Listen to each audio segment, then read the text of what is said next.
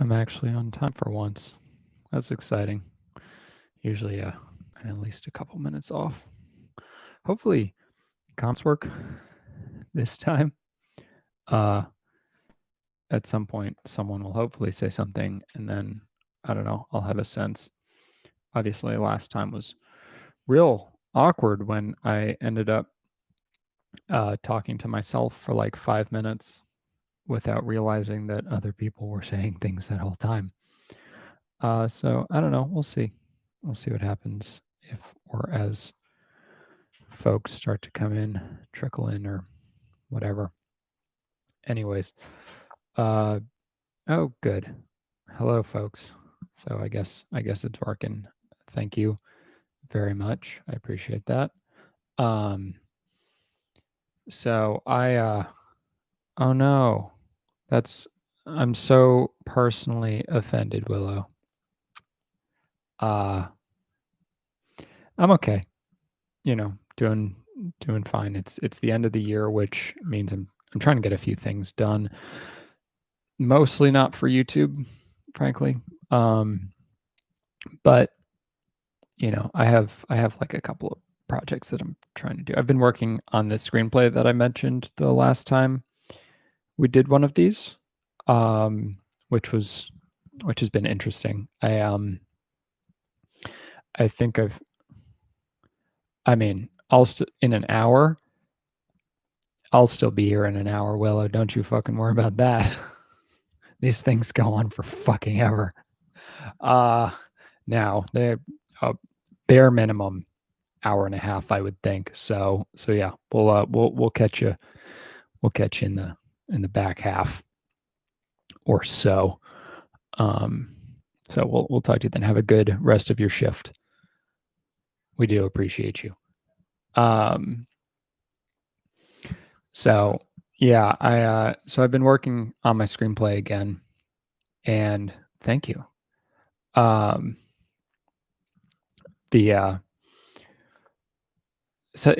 this came up recently. Maybe was it on here that someone asked me like, what would you destroy your savings over? Like, and it's like a hypothetical question because obviously I don't have enough money in general to do it. But like, if I had, let's say I had $100,000 and someone was like, if you put up $100,000, you get to make daylight and we'll back the rest, right? It would probably cost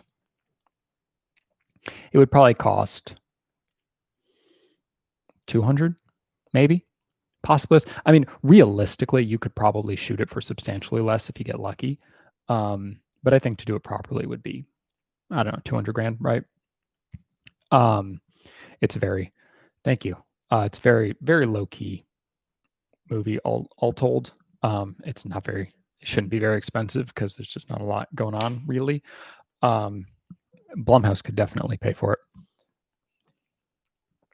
But anyway, if I had, like, let's say, I had $100,000, like instead of buying property, I would make the movie, even if I saw none of that money back. That's just, it's, I would rather have made a feature film than have a long-term investment that I could retire in. But it's good because I've gotten to the point of the script. So I originally wrote it like 6 years ago. Or I started working on it 6 years ago. It's gotten to the point where I can actually see where the flaws are much more clearly. Like, because before I think there were too many where I was just like, oh, this is good. But now it's like parts of it are actually, I think, very good.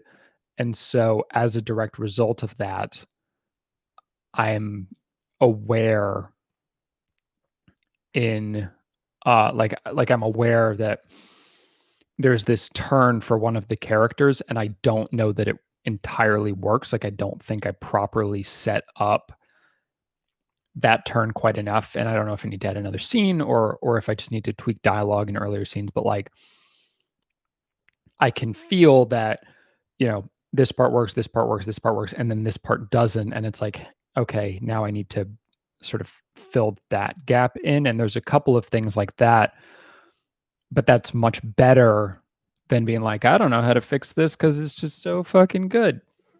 So I got this as a gift. It is because I don't drink enough water. So it is a 64-ounce thing of water. I did not fill it all the way to the top. I did not chug it early, although actually, if I was doing this properly, I would have hit almost here. I would absolutely not let someone else direct daylight under any circumstances. I think the reason it's bad to have screenwriters direct their own work is because they're different skill sets. I don't think it is inherently the case that the person who wrote the screenplay is like too close to the material. I think it's just a lot of screenwriters don't have directing as part of their skill set. And so maybe they shouldn't. That's not to say they can't. But like, I know what I want this movie to look like, or at least parts of it. And so, I wouldn't let anyone else touch it. Because, yeah. But I don't want to be in it, which is, that's a step forward. There's only one character who I could even play. Then again, there are only 3 characters. And when I wrote it, I couldn't because he was older than me. But now, writing is so important. My screenwriting professor who shaped a lot of the way that I wrote and write. He always talked about the fact that the perfect screenplay is one that a director will come in and they will envision the movie exactly the way the screenwriter wrote it. And so he really emphasized, never have anything internal. Don't only write what you can see, because if you go into like internal stuff, you're losing the point. You are putting the experience on paper, and if you're trying to internalize it, then you're writing prose, and that's not what a screenplay is. And I think, and I've sort of taken that to heart. And so I definitely, you don't write something like he goes to the window and thinks about his dead mom and how sad he is that blah blah blah. Like, that shit doesn't matter. Thank you. What you do is, you just say he goes to the window, and you set up the scene such that everyone understands what he's doing. And that's what I try to do, at least. Who knows if I succeed, but that's what I try to do. So yeah, but writing a movie's made 3 times, right? It's made it's made at the script stage, it's made while shooting, and then it's made in the edit. And all 3 of those are equally important, I think. Although, it becomes harder to fix the problems of each the further you get in. I mean, you can fix an iffy script in shooting, and you can fix iffy shooting in edit, though you can't fix a terrible script in either necessarily. So, I mean, ultimately editing is the most important, because that's really what gets you. Editing is massively underrated, I think. Although I think that's less true than it used to be. I mean, I hate fridging. Fridging is boring. I've actually been thinking of just like, oh, you know what I really hate? Um, I really hate characters that are just mopey all the time. So there's this uh is it John Woo film, uh A Better Tomorrow 2. And one of the characters, actually the word I was looking for is cowardly. Um yeah, I think I would absolutely believe that that's part of why Quantum of Solace is not as good. I actually think Quantum of Solace is fine. I mean, it's definitely not on the level of either Casino Royale. There's a lot of stuff that came out around the writer's strike that's just sort of like, eh. Um, and a lot of things that should have been longer. Hello, long time no talk. Been fine. What was I saying? Oh, right, cowards. I don't like cowards. So in A Better Tomorrow 2, which is a fucking bonkers movie. I highly recommend both A Better Tomorrows. Um, A Better Tomorrow 2 has Chow Yun Fat shouting "fuck you" and shooting a shotgun through a window and hitting a dude. And just like, massive squib spray. It's fucking amazing. Um, hello. But there's one character in it who is crazy. Really being crazy as a trope, not a fan. Um, but this one character is just like so infuriatingly like cowardly and anxious for so much of the movie. He's just like always scared and hiding. And it's so frustrating because he doesn't do anything. Everything happens to him. It makes his entire plot line reactive instead of proactive, and it's not fun to watch. I want people who are proactive, and I understand that not every person is proactive, but by the same token, not everyone should have a movie made about them.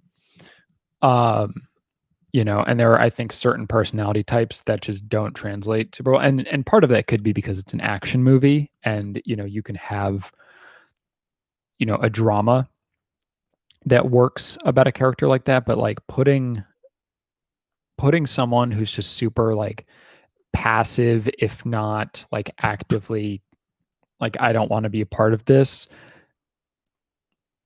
is super super irritating. Thank you very much. Yeah, cowards are just like it's just boring, frankly. And so that's my least favorite thing. So my opinion on owning physical media is that I don't. Uh, um, oh, I'm sorry that your life has been a mess. I did have a pleasant birthday. Oh wait, no, I didn't. I fucking played Cyberpunk all day and it was broken as shit. I totally forgot.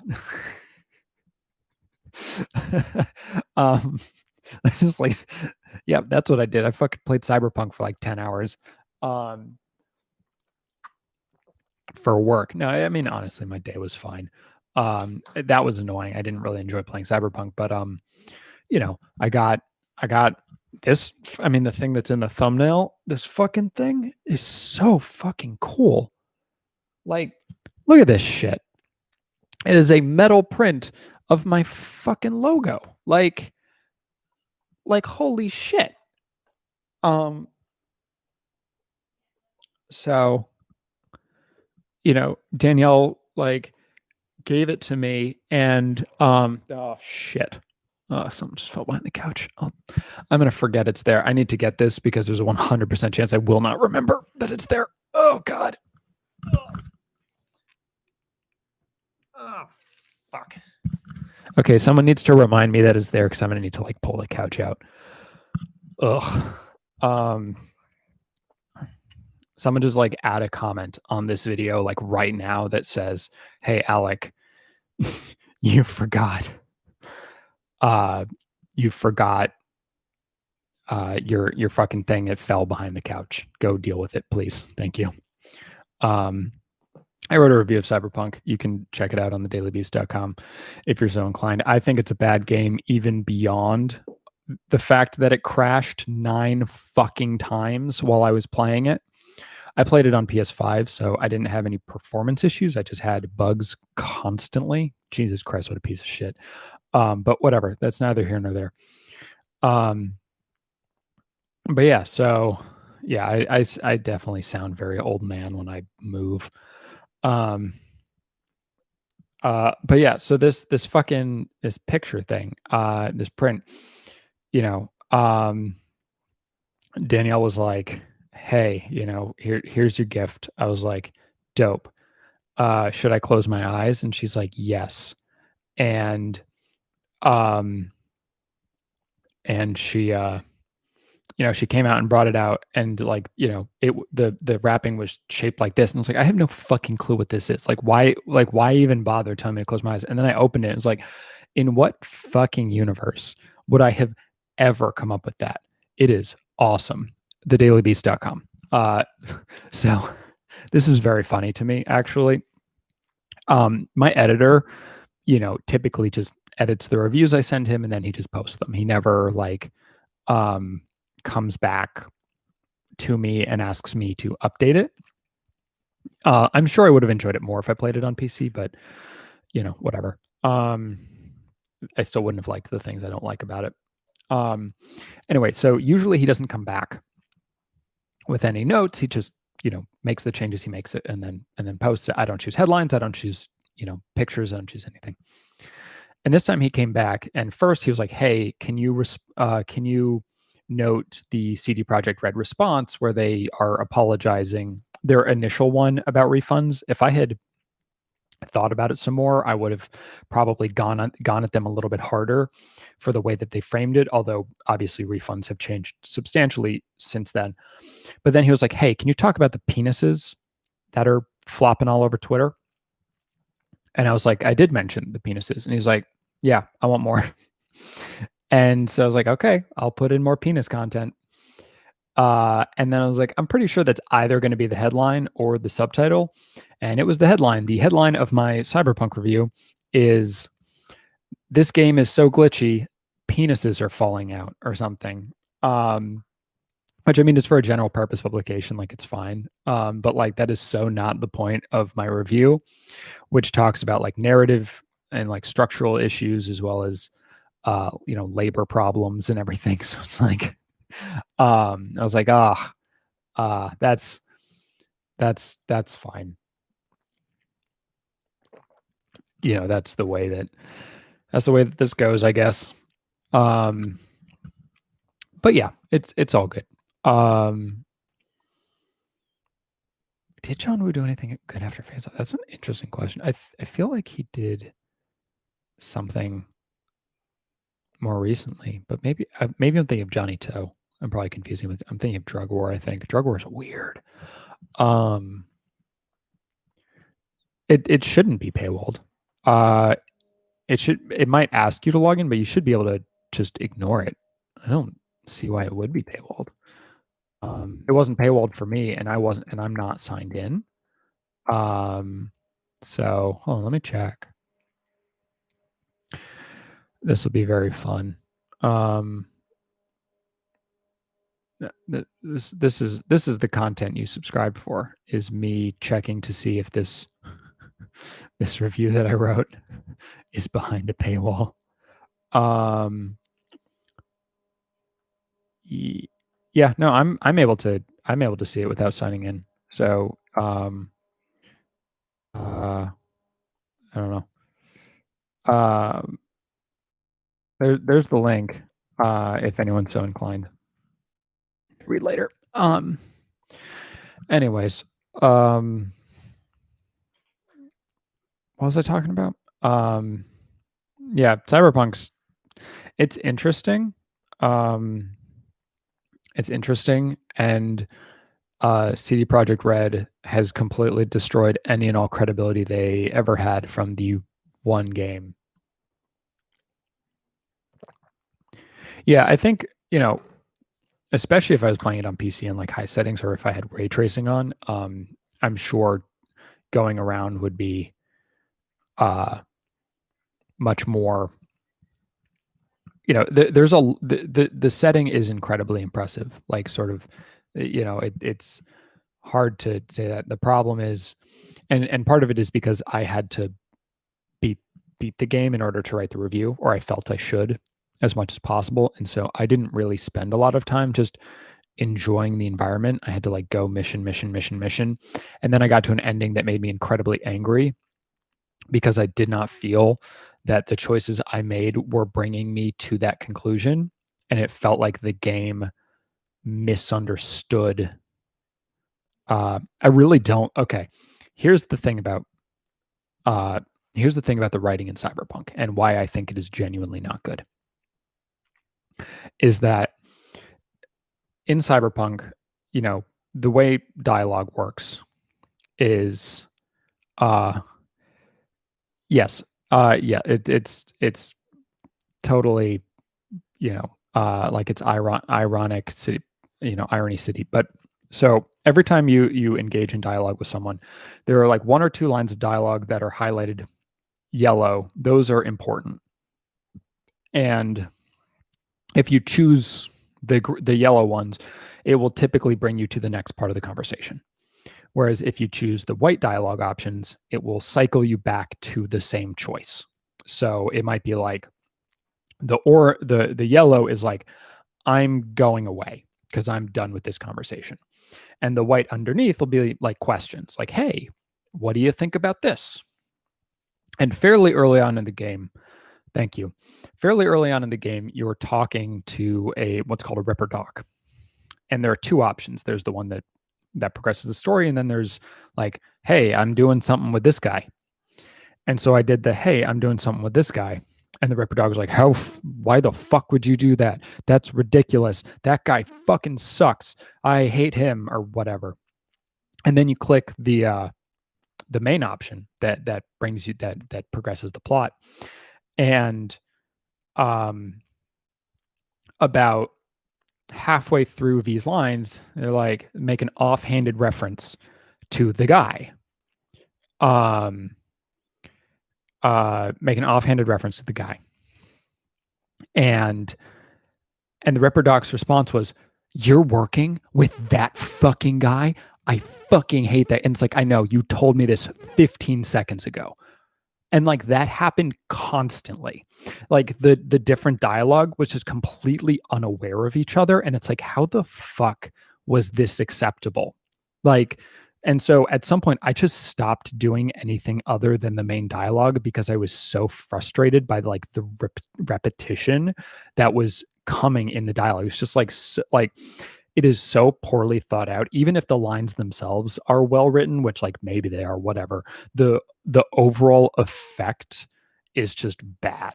So yeah, that like really just dramatically lessened the impact of the game's narrative. Also, as I said, the ending I got was bullshit and totally not what I thought was happening until it was way too late, but not in an interesting way.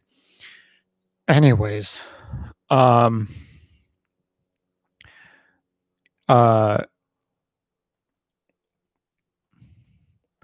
yeah, no, I saw it a lot.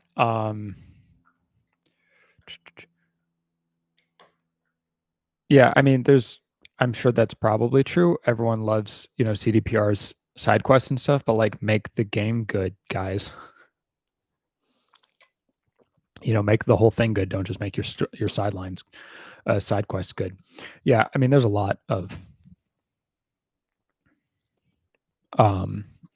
yeah. So those are some of my thoughts on Cyberpunk. I played about 24 hours of it probably, in 4 days, 5 days, and it was just like it was alternately fun and incredibly frustrating.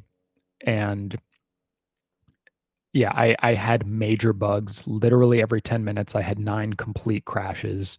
And I just, it absolute, thank you. It absolutely mind boggling to me that they thought it was acceptable to launch it in that state. Like I have played multiple Bethesda games at launch, and it it is so much worse than any of those, which is basically the most like the worst thing you can say about a game from the company that supposedly was like what Bethesda should aspire to be.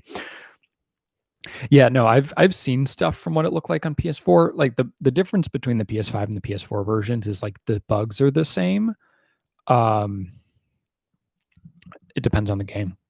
A game like Cyberpunk does not necessarily have a writer.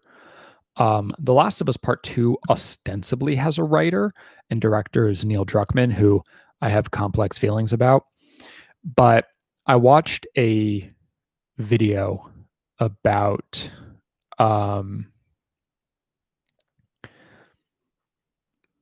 I'll think about that in a sec. But I want to say, yeah. Thank you. So okay, so let me finish my thought on Neil Druckmann.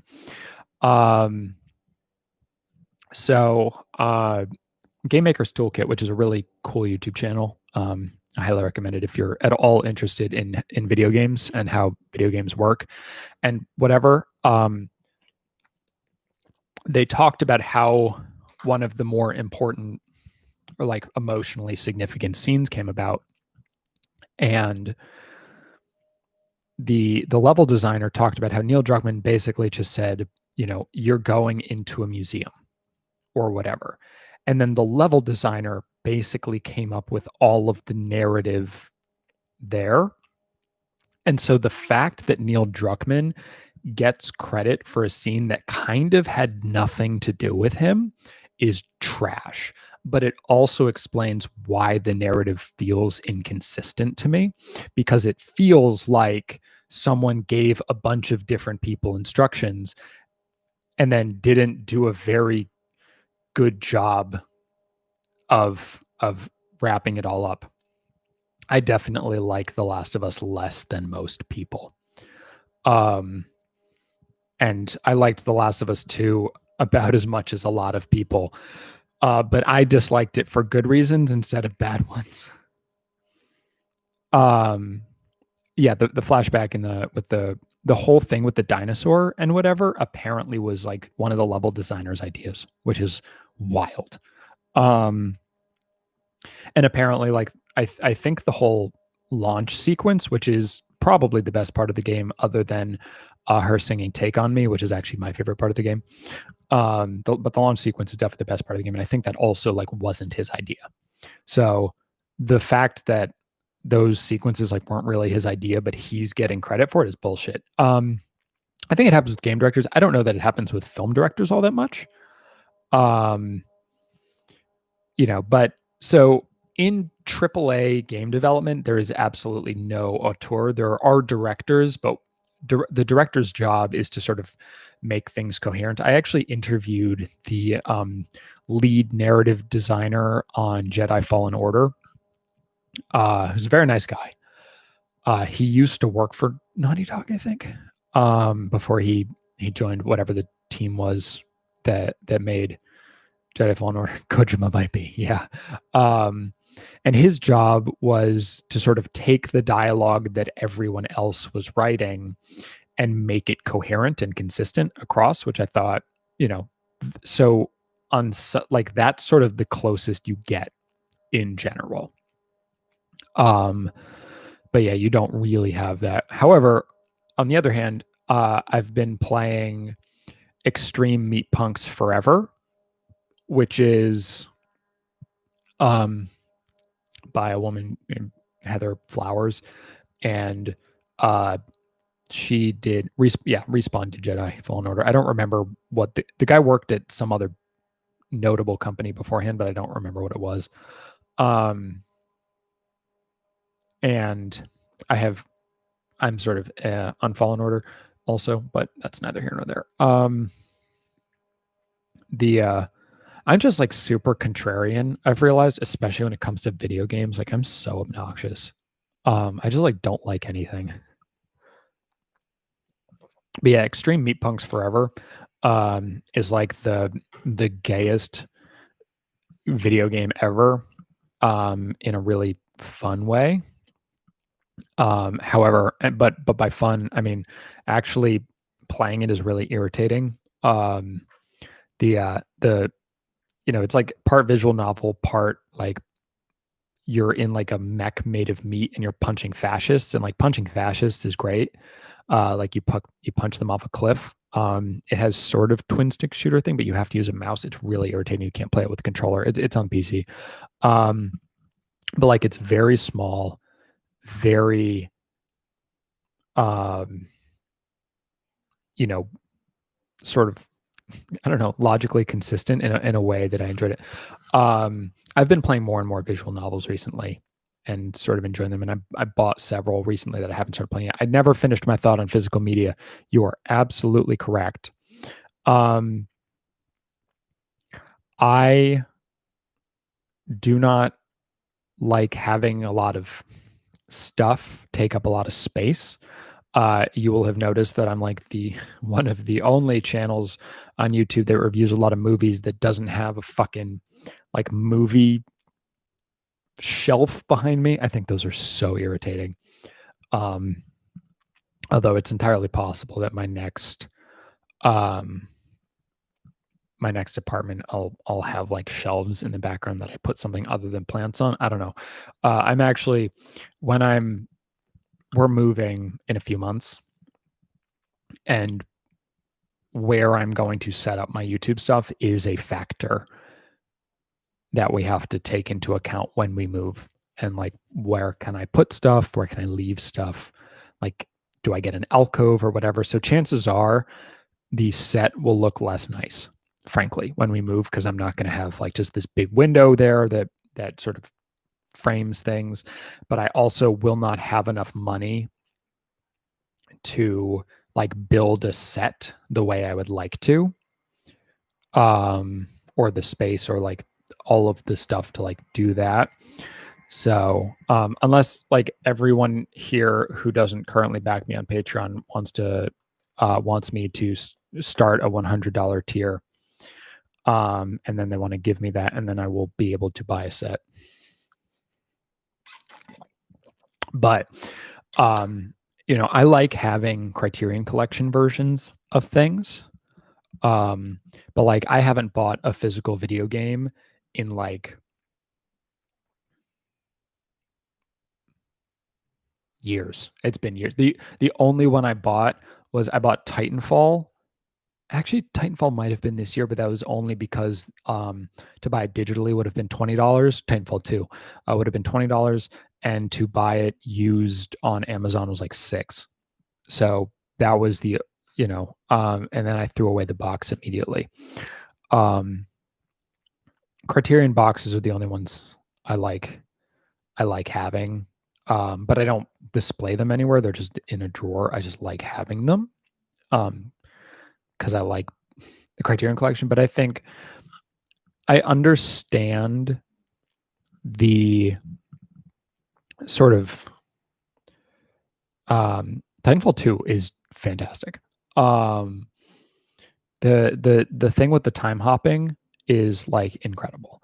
I never used Netflix back when it was actually a DVD service. Yeah, streaming is easier. Downloading is easier. Oh, nice. Yeah, if that's a way to do it, it works. But part of it is I also just live in a small apartment, and the idea of having just like more stuff than I already do. Like I have so much like fucking filming equipment. It's just like taking up space, and I have so many fucking video game controllers. Look at this shit. Ugh, hold on. My light is in the way, but it's fine. Nope, wrong direction. You can't really see it, but yeah, there's like, hold on. Ugh.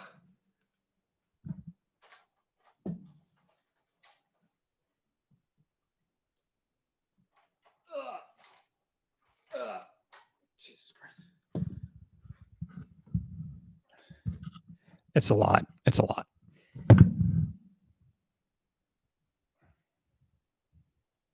Yeah. Fuck.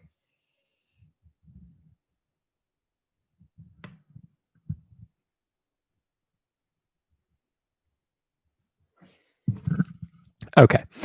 Point is, I got just like a bunch of dumb shit, and I don't need more stuff. Like the idea, the reality is, I hate losing access to things like the fact that some stuff's on streaming now and isn't on it later is super irritating. But on the other hand, I don't know, fucking steal it. Like pirate it. I don't know. I definitely shouldn't say that as someone who like cares about the future of the movie industry. I would say I probably have 15. It's not that many. Somewhere between 10 and 20. I don't know exactly. Um but that sounds right.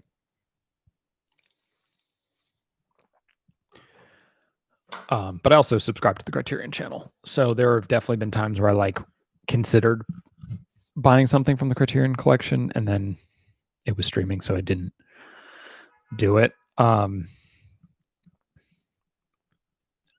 Yeah, but I mean the Criterion collection is like it's a great thing that but yeah, I'm sort of generally just like fuck it. If you know, if something, especially if something's old, and it's just like not generally available, like fuck it. Just like that's what they get for trying to make the whole world more complicated.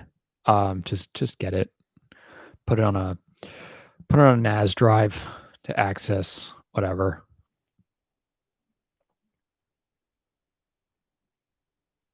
Yeah, I mean, definitely. Like, I prefer to buy things, obviously, or to stream them when it's accessible.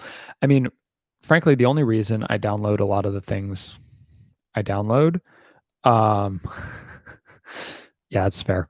Um, if I is like anytime I review a movie, I feel like I have to acquire a copy of it. Um, and if I'm reviewing it and the option is stream or not, part of me is like, well, there's a decent chance at least one person will watch this video, or at least two people will watch this video and then decide to pay for it who would not have done so otherwise. And so I feel like um that is uh fair, which is kind of bullshit, but also is true. Um I mean, I don't even know why I bothered downloading movies for putting into um things because um I use so little footage. Like no one would even notice if I didn't use any, I think at some point. Um it ev- so on the one hand, no, because again, I don't really care that much about physical media. But on the other hand, everything Disney does bothers me. um Yeah, I mean, I totally understand the desire to have a cool Blu-ray collection or VHS collection or whatever. Like, I get the impulse. I would definitely not call myself minimalist, but I, um, you know, you should the Criterion channel has tons of special features, which is really the best thing about it. Um, like that's really the reason to do the Criterion channel. Although actually HBO Max has different versions of some movies sometimes, stuff like that. Man, that whole HBO Max shit's wild. I'm curious what happens with all those movies. Um, and movies in general, man. I want to go back to a movie theater. Um, I watched Tenet the other day, which if you followed me on TikTok, you'd know. Uh, um, and Tenet is wild. Uh,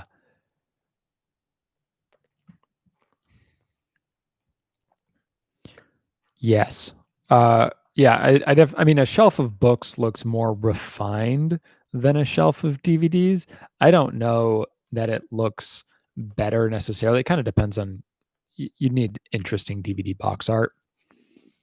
Um, but you definitely look more intelligent if you have a shelf of books than if you have a shelf of DVDs, no matter how, oh, hey, no matter, I mean, you could have a book of fucking, young adult novels and a shelf full of, a shelf full of like Terrence Malick movies. Uh, and, people would be like, uh, oh, you're a big dumb person for having, all those DVDs.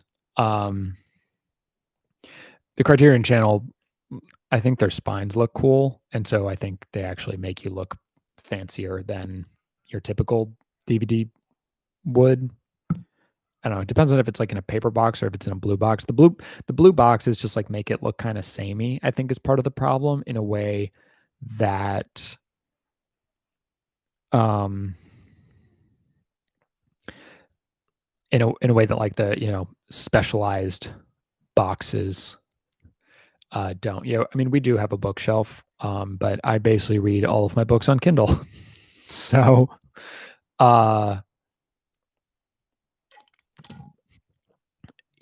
so what does that say about me? Probably something bad. I don't know. The two most recent physical books. That's fascinating because I think Tenet is um, probably Nolan's of the ones I've seen. I haven't seen Following and I haven't seen Insomnia, but I've seen all his other movies. I would put Tenet in like the bottom two. Um, I would like around Dark Knight Rises. But the thing is, I really like Christopher Nolan movies. So saying it's a bad Christopher Nolan movie is like not really is not saying it's bad. I think it's good, but I also think it's complete. I think it's complete nonsense. Um, but that like just totally fails on a dramatic level. Why do you keep leaving us, Gabriella? I feel so personally hurt every single time you show up and then leave. Can you see on my face how sad I am? Uh, but take care. Um, the but yeah, like um, Tenet is so like logistically like mind-boggling. Like the fact that they pulled that shit off at all, the fact that it even kind of works is mind-boggling to me. Like I was watching, that like final big set piece. It's just like, how do you even begin to like figuring out like, okay, we shoot this here. We should, yeah, I definitely think it's his best. I mean, the fight with the inverse dude is is so like that is the best fight scene Christopher Nolan has made, and the best fight scene I've seen in like a big Hollywood movie in years. Um yeah, like it's you know,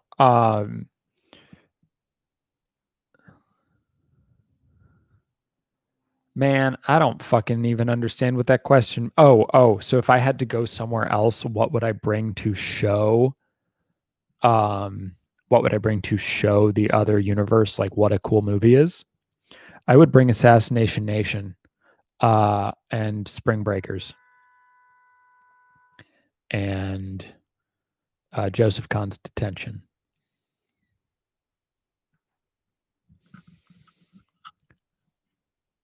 Um yeah, no, I definitely think I think Tenet is like his least I think Dunkirk is his most emotionally functional movie.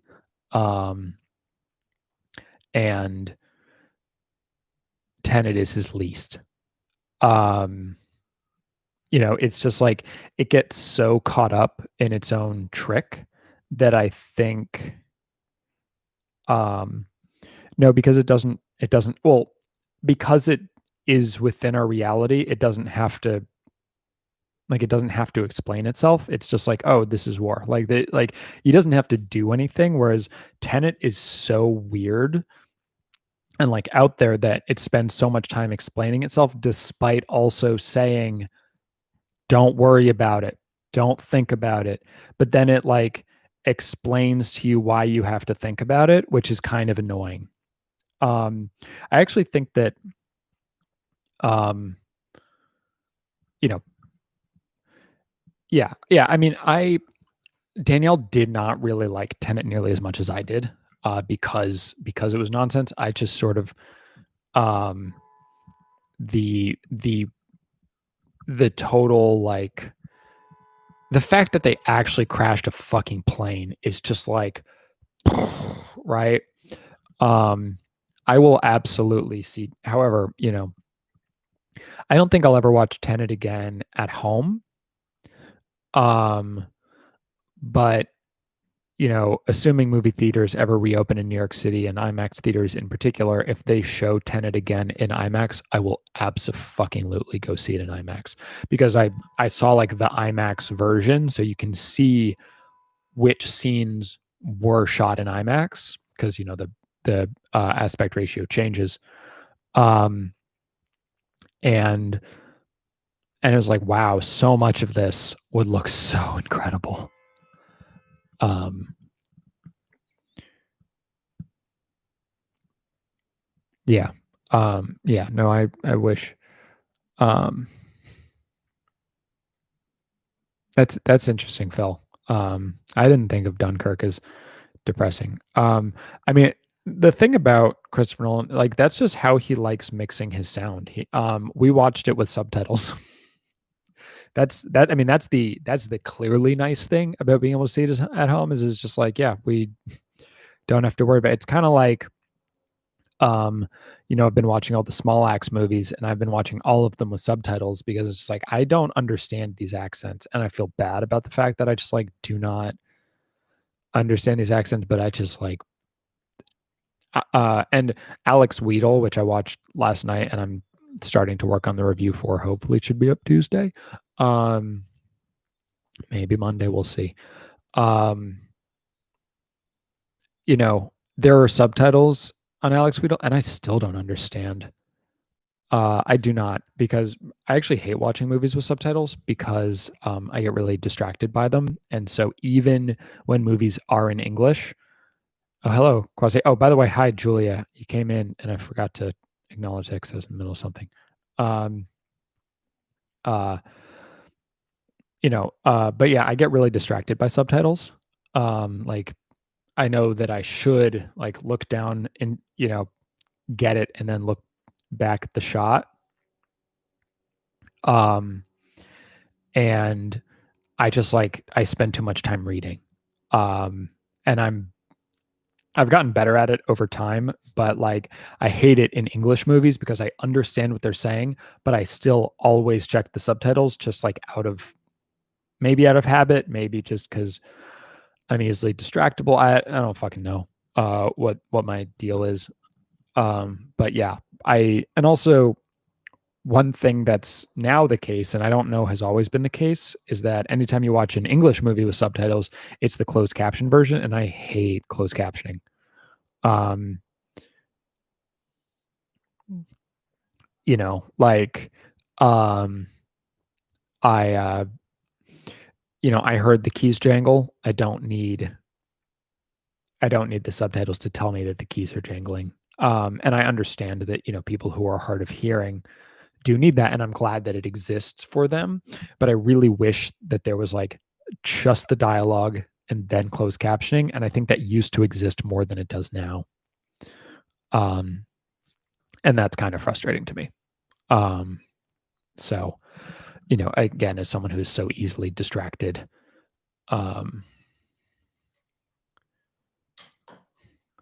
yeah, I mean, I saw The Lighthouse in theaters, and I feel like the sort of the the fact that you can't always understand what they're talking about really emphasizes like the failures of communication that movie is like built on. It's just like, no one understands anyone else. And you not understanding them is part of that. It just like makes the whole thing work better. I think that was the last video I did that doesn't have any asides. Is that right? That might not be right. But it's definitely what it definitely has, because it's like 11 minutes and there are no asides, so like I had to just get the 11 minutes correct. Um, I mean, the red, white, and blue video has like there's only one aside, and so it's like a 6-minute shot and then like a 7-minute one. So can't fuck either of those up. And I didn't actually. I had to restart the first one once or twice, but like the second set, I just went straight through. Uh, I love The Lighthouse. The Hunt was the last movie I saw in theaters. I saw it twice. Um, Lighthouse, I really like The Lighthouse also. And I really like my video about The Lighthouse, although I wish I put like a candle near my face in order to get a little more light there, and it kind of burned out by the time I was done shooting. And so it's more contrasty than I wanted it to be, and I was a little annoyed about that. But I think that the whole setup looks cool. I liked that um, uh, that sucks. Yeah, Sonic was whatever. Um, the I'm thinking of anything's video. Uh, it took a while.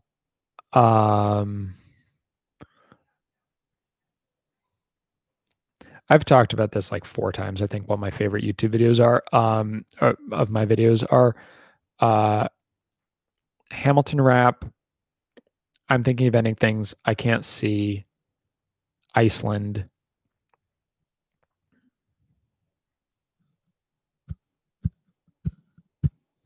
Assassination Nation. Those are my top 5, I would say. Um, yeah, that sounds right. Um,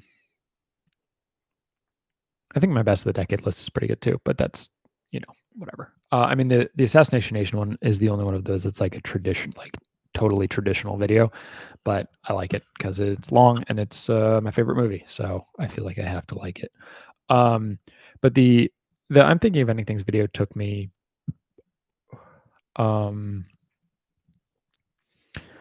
it took me it took me a while. There were a lot of parts, and the real issue is that I had to reshoot certain things. Like I had to reshoot the shower scene because I was out of focus. I had to reshoot the stuff on the roof like 3 times because the audio didn't work, and then like the lighting was weird. So that sucked. So, and like between the first 2 times, like I had to bring all the shit. I brought all the shit down. I was like, oh, this is good. And then I realized I had to bring it all back up, and that was just like a whole fucking thing. Getting the oh shit, I haven't seen the Euphoria Christmas special yet.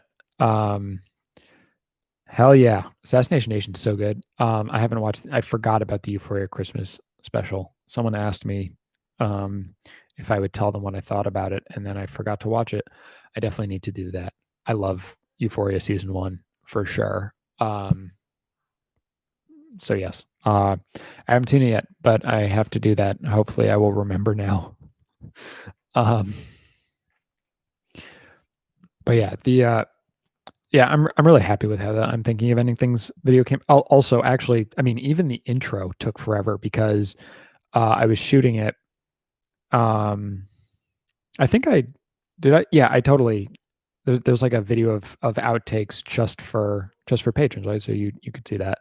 Um, but there's one, that opening shot we did like 20 times, and we did it where Daniel was just holding the camera, and it was like really just like it didn't have the smoothness that I needed to, even though the camera has built-in optical image stabilization.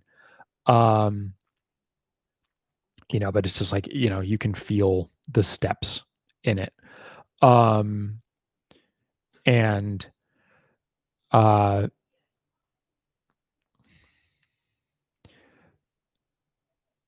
I mean, uh uh just finish my thought. Anyway, so I realized I had to get my gimbal, and Daniel was like, I don't want to be hanging out here alone in the park because sometimes people get stabbed there. And so I was like, I will run.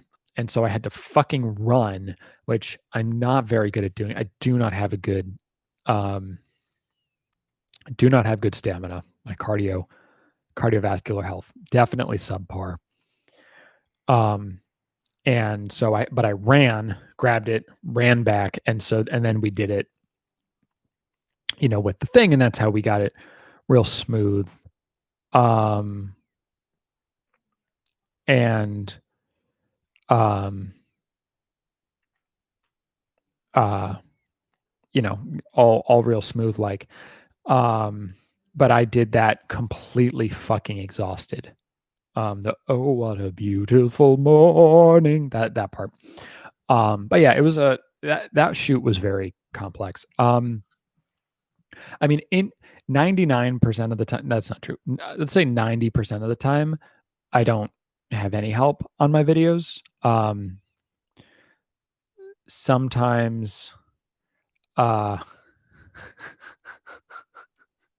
ouch. Uh, Sometimes I will have her shift the focus on my, like, help me focus the camera initially. Like, basically, right now it's on continuous mode. And the problem is if I switch it to manual, when I move and I switch it to manual, it will lock at the place I don't want it to. It didn't do it here because it's on like stills mode and whatever. But if it's on video mode, it would lock here, and then I would have to manually fix it. Whereas if I'm sitting down and, she switches it, it's easier. Um, the the rest of um but the rest of the time, like, I do everything, I set up all the um Robert Pattinson's going to get his big break with Batman. Like like that shit looks awesome. Like, he looks super good in that. But I think he's had his big break in the sense that he's choosing, like, him and uh uh Kristen Stewart. I can guarantee that neither of them ever needs to work another day in their life. They are going to, those fucking Twilight residuals, I'm sure will have made them obscenely rich. Um and so just like, they're good, and so at this point they can just choose to do interesting things. And so um both of them have shown that they're really interesting actors who do really interesting things. Like, High Life is fucking wild. The Lighthouse is weird. I think clearly both of them have shown they like being in bigger things. Kristen Stewart was in Charlie's Angels. Um Yeah, no, Kristen Stewart's really good. Um, and it's unfortunate. It's like unfortunate that, she got her big break in Twilight, where she was not, given material or whatever, but like, I mean, she took advantage of that fame to, like, do cool, weird, small shit. Um, and yeah, and Robert Pattinson was like, I don't need to work anymore. I'm going to do a movie with the softies. I'm going to do a movie with Robert Eggers. And then I'm sure Christopher Nolan was like, "Hey, you want to be in this movie?" And he was like, "Fuck yeah, I do." And then, Matt Reeves was like, "Do you want to be Batman?" And he's like, "What do you mean? Do I want to be fucking Batman? Of course I want to be fucking Batman." I did see Underwater. Um, let's pull up my TikTok. What did I say about Underwater? Uh, Let's see. What did I say about underwater? Um, where was it? Ah, here it is. To the point. I appreciate it when a movie just kind of gets to the point, and the inciting incident in Underwater happens like 3 minutes into the movie. It really just goes and goes and goes. There's no unnecessary downtime. It just, you know, it's a thrill ride, right? The actual monster designs don't really make any sense, but they're definitely spooky and suitably epic. So I don't know. I had fun. I appreciate it. Ugh, I'm really not that eloquent off the cuff, but there you go. There's my hot take. Uh, that I recorded around, you know, 3 minutes after the credits rolled. Um, Originally I did like multiple takes of them, and now I really just like tend to do them once or twice, and I only do them twice if I like really just like totally mess up my words. Um, you know, so yeah, again, you follow me on TikTok if you want to get my immediate thoughts on every single movie I see, like Tenet or Underwater. Yeah. Um,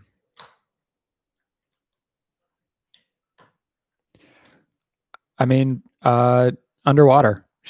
I think she's just like, she's just a really interesting performer. Um, and like the choices she makes are interesting. I haven't seen her as Princess Di, so I don't have any um feelings. Uh, that does sound like something he would have said. He definitely, I mean, I know that like for the masturbation scene, he was like, I want to do this for real. Like he got method in some weird ways. Um, you know, is quite the quite the guy. Um, TikTok's great. I've been spending less time on TikTok recently. There was that period of time where I was spending way too much fucking time on TikTok, and now I spend like a good amount. It's probably I would say like 20 to 30 minutes a day, which is that's like a decent amount of time without being like 3.5 to 4 hours. I mean that was rare. There was that one week where I was over 2 hours every single day and was 4.5 hours one day, which is just like that's a little too much time on TikTok, frankly. Although I had a good time the whole time, so you know whatever. What am I really complaining about ultimately? Um, TikTok's dope. It fucking snowed for the first time in like 3 years. It was very exciting. I bought snow boots 2 years ago, and I bought them after like the last big New York snowstorm, which was again 2 years ago. And ever since, I have been unable to wear them because it never fucking snowed. And so I was very excited last night for the first time to actually be able to use these fucking snow boots I bought 2 years ago. Game changer. That. My ad is Alec JKM. It's the same with Twitter and whatever. Um, I was when I set up my TikTok, I had to decide like, do I want to attach it to the week I review um, the way that I did like Letterboxd, where it's TWIR. I thought about it, but ultimately I decided that like if I wanted to do something that's not movie related or whatever, I wanted it to be attached to me personally, or I guess review related. And I've done a couple. I mean, my I've done several TikToks that don't have anything to do with that. And then I did one that's like explicitly about the YouTube channel and shows my analytics very briefly. So that's fun. So I think that's my most watched TikTok. Shut up, Alec. Um, so yeah. Uh yeah, like I did a TikTok where I was like looking at a mall Santa. I did one about my Spotify data. Um Oh, I did. Yeah, yeah. So every once in a while I do one that's not, related to movies, but it's mostly just movie hot takes. Um, and I get frankly, I get a similar number of views to my average view count on YouTube. um, Mank is good as fuck. Mank is good as fuck. Here's my hot take on Mank.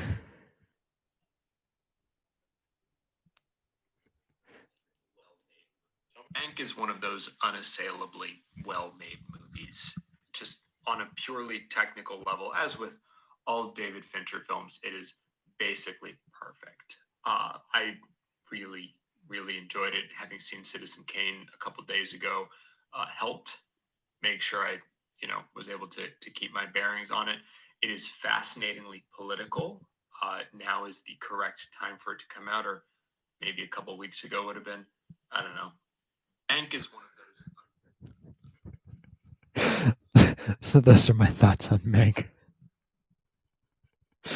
Um, yeah, Mank is great.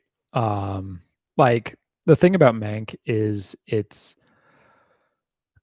sometimes when you watch a movie like Tenet, um, Tenet is so flashy and showy, and it's like, oh, all of this is shot in IMAX, or we fucking smashed a goddamn actual plane into a goddamn like airplane, like into a hangar, like it's impressive, but you're like constantly thinking about um you're like constantly thinking about it, and like a lot of movies you're just like aware of how good it is, whereas Mank is so just like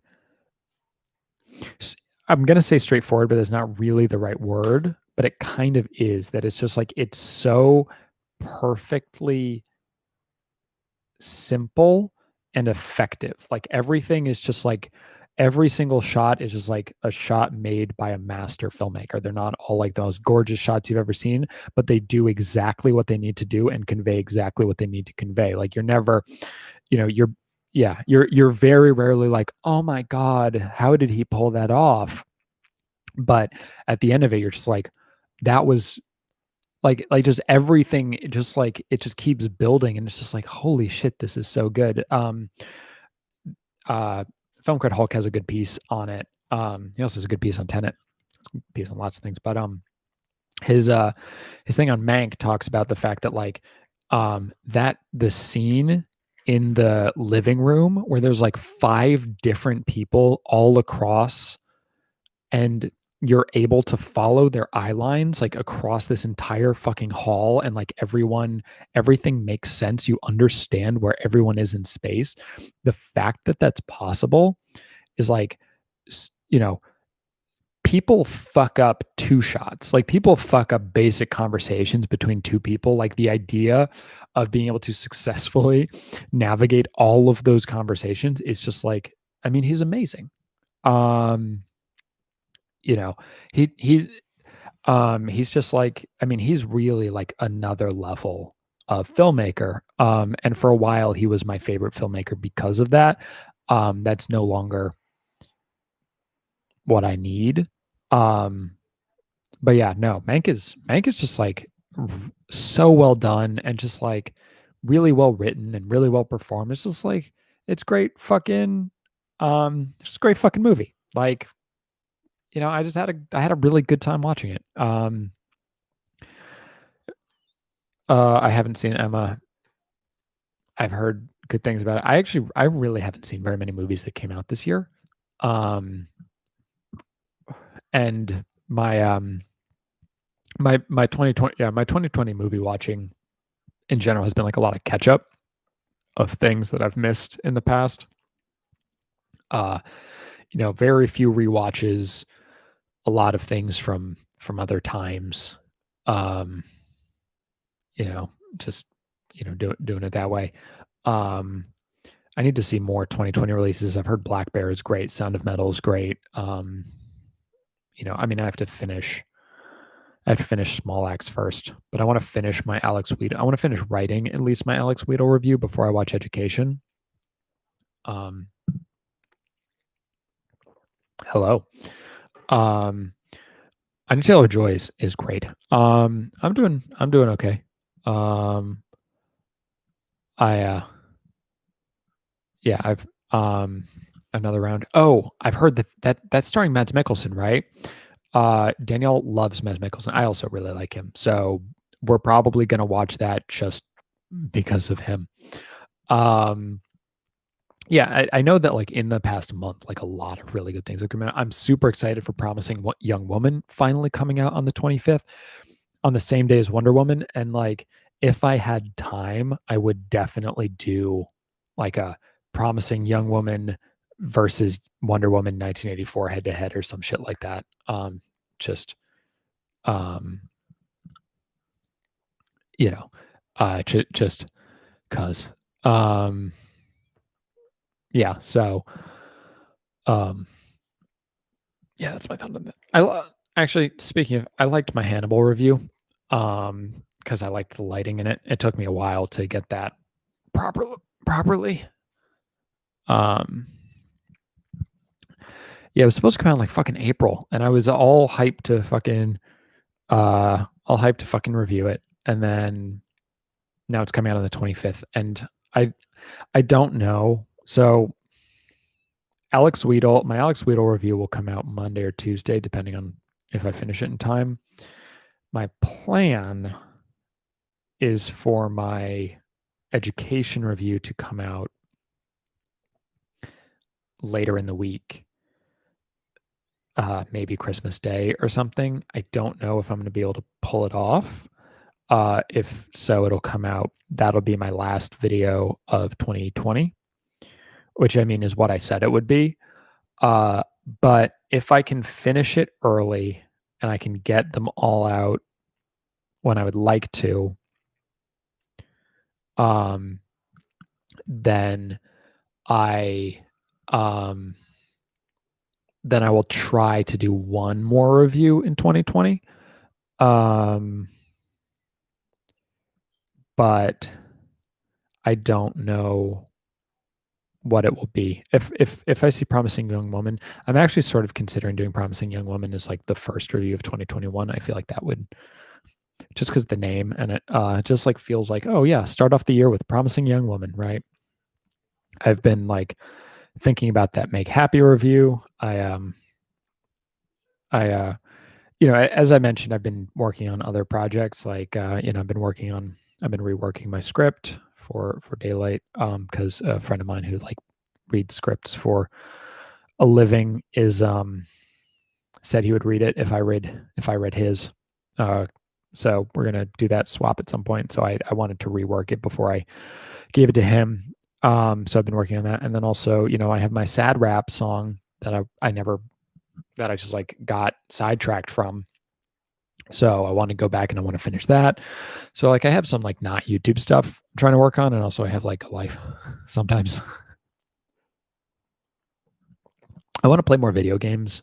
I just really haven't, and the reason I haven't been playing video games is largely due to this YouTube channel, frankly, um, because it has become increasingly hard for me to dedicate long stretches of time to something that I cannot then review. And I don't really want to review every single video game I play, because I don't like reviewing video games on this channel because I feel bad about the fact that I don't use any footage. Um, I might review Extreme Meat Punks Forever. I don't know. We'll see. Season 2 came out a couple weeks ago. I just finished season 1. I have to finish season 2 and then I'll think about it. Yeah. But I don't know. I'm thinking of like what 2020, I'm thinking about 2021, like what do I want to get done, right? Um Shut up, Alec. I've been thinking about like what do I want to get done in 2021? Um and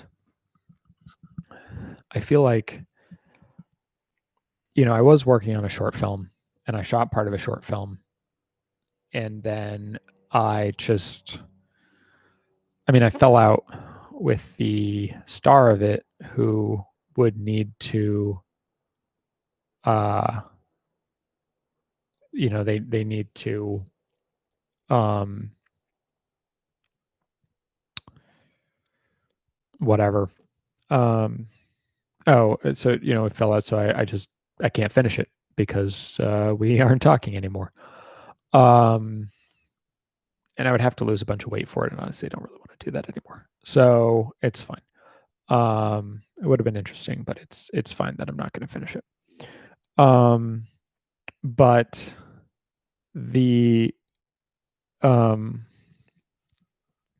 on my birthday, someone on Facebook said, "Hey, I hope that you've made progress in being a filmmaker or whatever in 2020." And it's just like really nothing has happened, and I feel, and I'm unhappy about that. I mean, I did some filmmakery things. I mean, I made a couple videos that were more complex, um, in order to keep a little bit of that alive, I guess.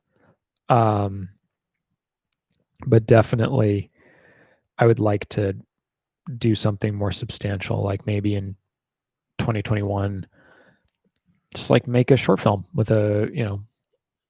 something small, but like, fucking hire people, put like, I don't know, $2,000 up or something, just like make a fucking movie.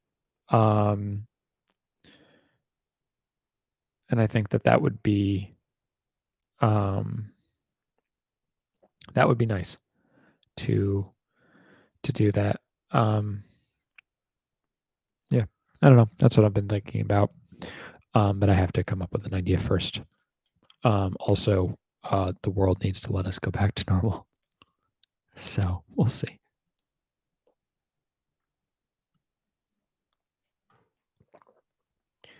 Um, yeah. So those are my feelings on whatever I was talking about. Um, does anyone have any questions? I feel like I've sort of my monologue, my pure internal monologue, ran out. If I had an unlimited amount of money,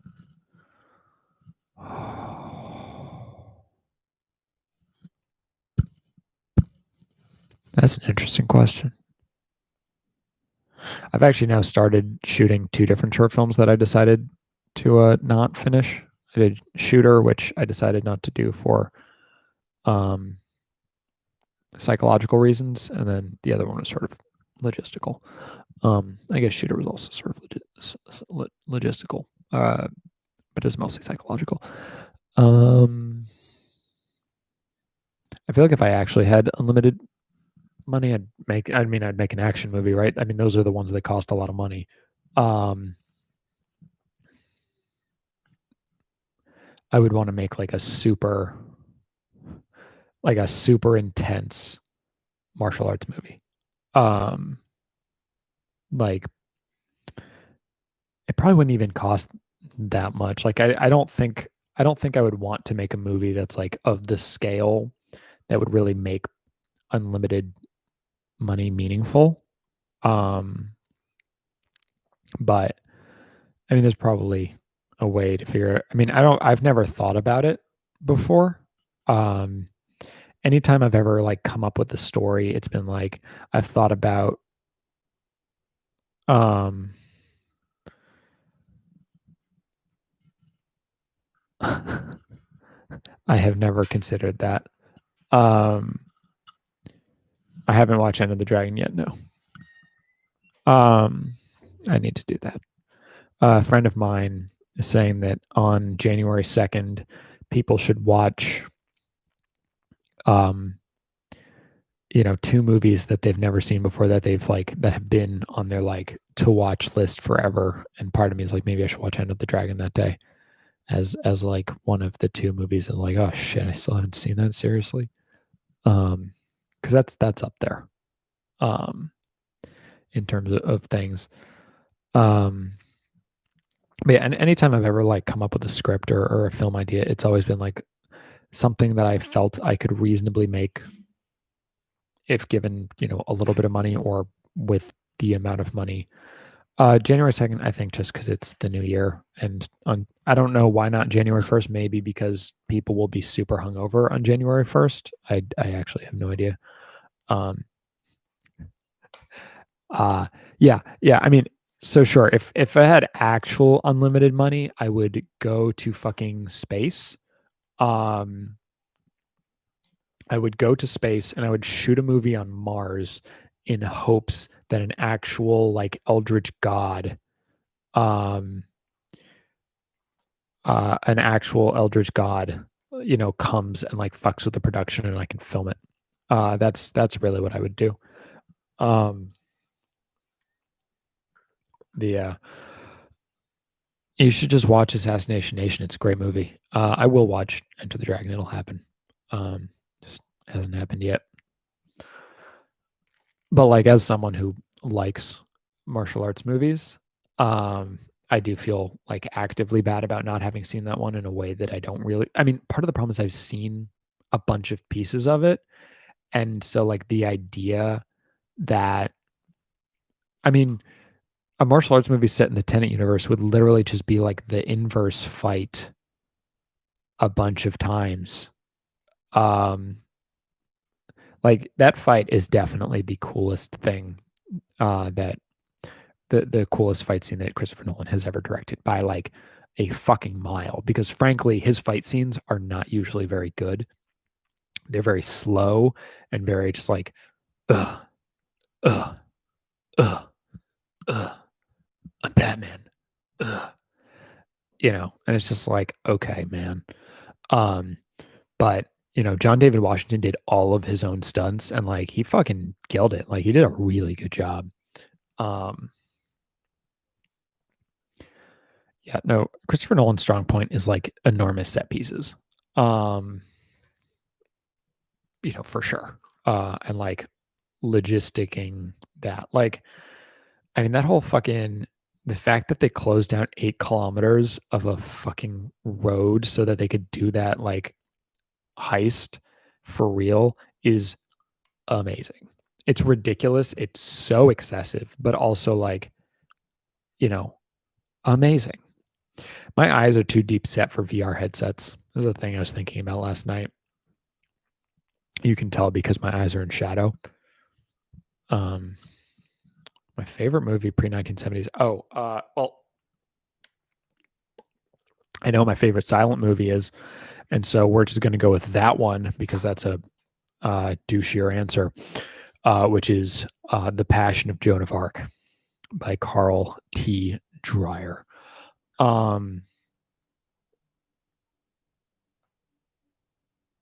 Yeah, that's what I'm going to go with. I mean, I would have to think about that some more. I don't have. No, you can't move the lenses like in. You can move them back and forth, generally speaking. Um, yeah, Passion of Joan of Arc is amazing. It's definitely my favorite silent film. It is probably not my favorite. In fact, it is almost certainly not my favorite film pre 1970. Um, but I would like need to reorient myself. Um, Modern Times isn't even really a silent film in the same way because like it does have like it was a silent film that had um like it had a soundtrack attached to it in a way that like you know earlier um earlier silent films just didn't um but I love Modern Times. Like that's not to take away from like what I love Modern Times. I really like Charlie Chaplin. Um or like Buster Keaton. You need any help? Um you need to see some dude, watch Passion of Joan of Arc. It's I need yeah, I mean, they're using it for like trauma stuff, which has actually been super useful. Um, I've never seen West Side Story because I was in West Side Story and I feel like I would just like be bitter about it or something. Um, Also, because he just doesn't look like a sandy-haired Polak, which is how Tony is written in the original musical script. So I was exactly the right type. I was Tony. Fun fact. Um, but yeah, is Dragged Across Concrete's by that racist guy, right? Um, Dragged Across Concrete. It is. I have not and will not be seeing that one.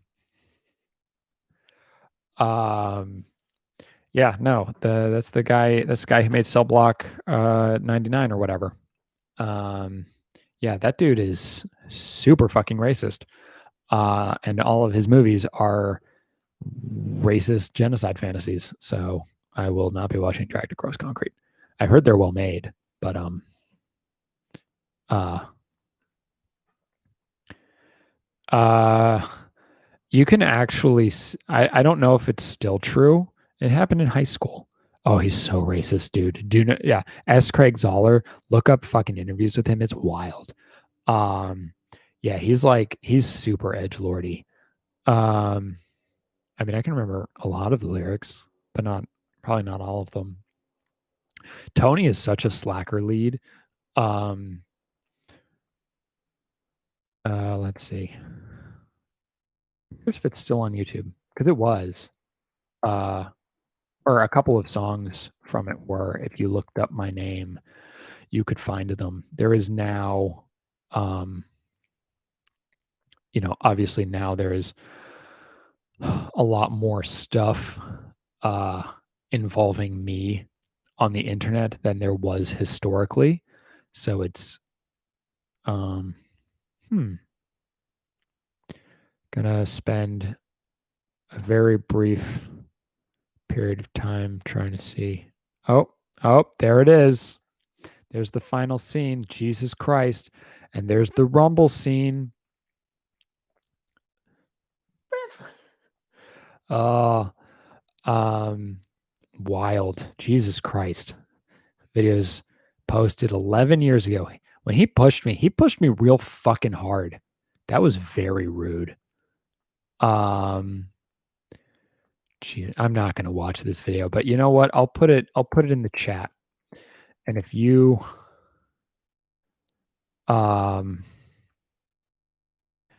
that's the final scene, spoilers. Um oh hey Willow. Um the oh by the way, Willow, I was um I was incredibly offended that you did not wish me a happy birthday. I just want you to know that. I was like, if anyone's going to, it's gotta be. And yet, uh I am joking. I wasn't actually offended, but I did think about it. Ugh. Ugh. But yeah, so that video is me in West Side Story 11 or 12 years ago. So that's pretty fucking weird. Um and there's one other uh my birthday, I'm a Sagittarius. My birthday was last Thursday. Um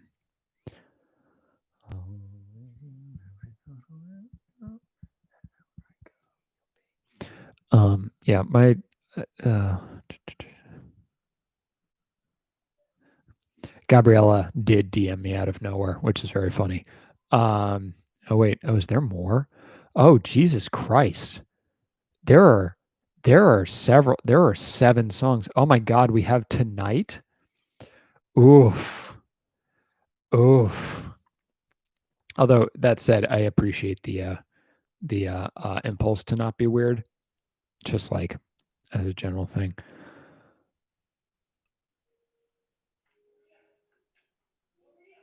Oh God, that's me. Ugh. You're now getting live reaction to something you can't see. It's oh my fucking voice. What the fuck is that? Jesus goddamn actual fucking Christ. This isn't it's tonight. I don't have Maria. Um but oh god. Oh, my hair. Oh, it's how I used to wear it too. Oh, I look ridiculous. Jesus. Also, the video quality is just really not very good.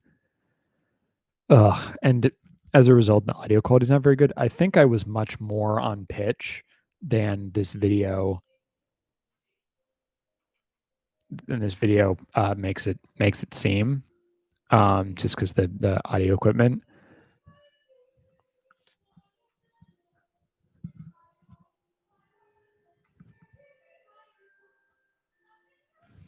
Oh, it's gonna hurt.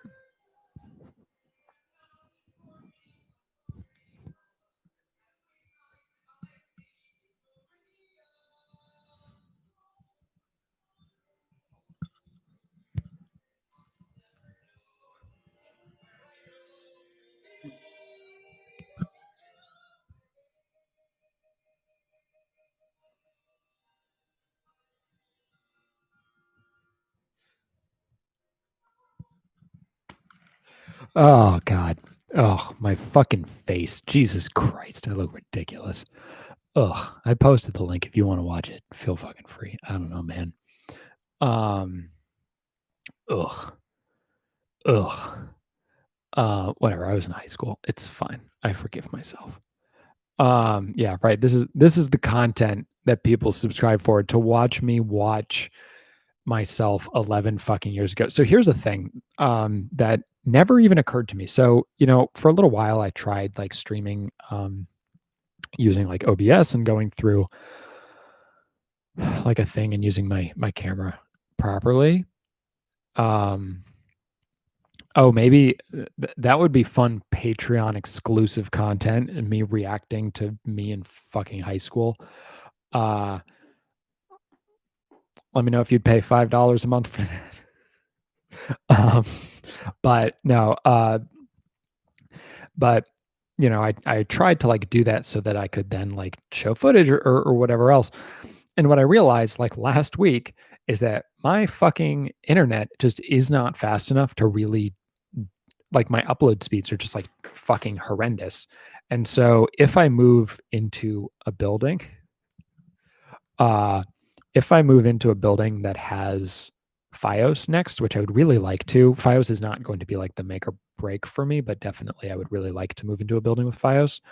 Then I will have good upload speeds, and then I will be much more likely um uh I will be much more likely to do that kind of thing, like on a stream, because the reason I do this is because every time I've tried not to, every time I've tried to do it like properly, my internet's just not fucking good enough. Upload. The download's great, but uh um yeah. So um I mean, three different people in this chat are yeah, Steven Spielberg is making it. I'm gonna watch that version. Um I mean, I have to say three of these folks' names at the end of every single one of my YouTube videos. So, um, which is interesting. Um, but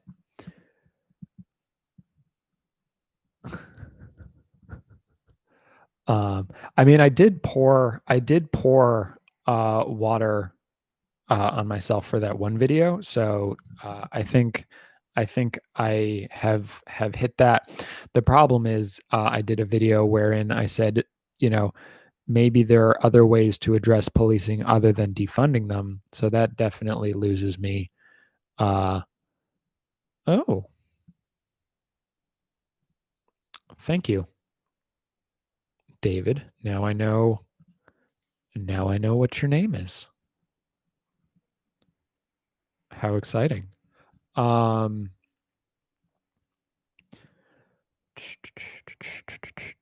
hold on a sec.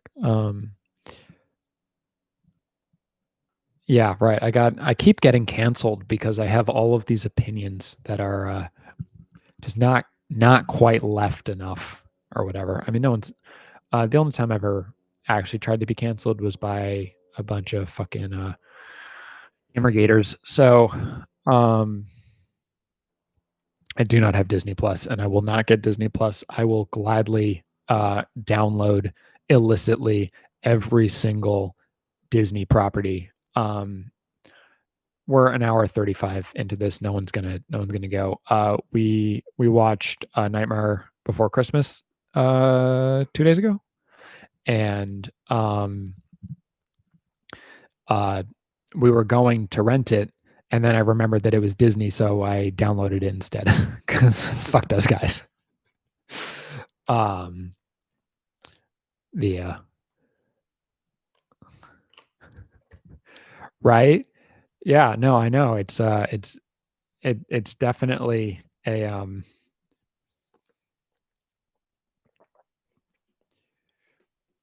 I know. I went to school with the son of the writers of Mulan 2020. They also wrote Rise of the Planet of the Apes, which I did not enjoy. And they were like, and I asked him, I was like, hey, can I? Yeah, you can, but that's why you join expressvpn.com/the week I review and use the code TWIR at checkout. I don't actually have a code for ExpressVPN. So don't try that because it will not get you it will not get you anything. So yeah. Um, but no, I mean that's why I use a VPN. Um, so I mean really the torrent site I use the most is a private torrent tracker for Asian films, which is part of why I've seen as many as I have. Um, because they have a lot of things. Um, wouldn't that be wild if this whole fucking live stream was actually just a fucking uh express VPN ad, and you only the 10 of you who are here find out in the an hour and 37 minutes in. This has been one of the lesser attended live streams, which is kind of interesting. I guess no one wants to talk to me about my birthday. Um which whatever. I feel like I would you know I would conceptually absolutely be sponsored by ExpressVPN because I use it. um like why not? It would not be a worthwhile investment on their part. I have actually turned down a sponsorship opportunity from someone in part because I felt it would not be a good investment on their part, which is kind of like stupid, frankly, but is also just true. Um, yeah. Um, but anyway, I Rise of the Planet of the Apes. Um, and I was like, hey, can I interview your parents? And I was like, well, before I do that, I should send them my review where I said it was poorly written. And they were like, we will not talk to you. And I was irritated by it, but in retrospect, like that's fair. Um, they were just gonna like do a nice thing for someone who went to school with their kid. And then I was all like, fuck you. Your shit sucks. Um, ugh. Yeah. But yeah, so that's how I feel about all of that or whatever I was talking about. What's the worst movie I've seen this year? I feel like I haven't really seen very many bad movies. Um, hmm, what did I watch this year?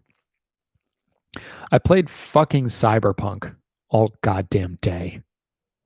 Ugh. Um, let's see. What did I? Brain Damage wasn't very good. It was interesting. I don't regret watching it, but it's not a great movie. Um, hmm.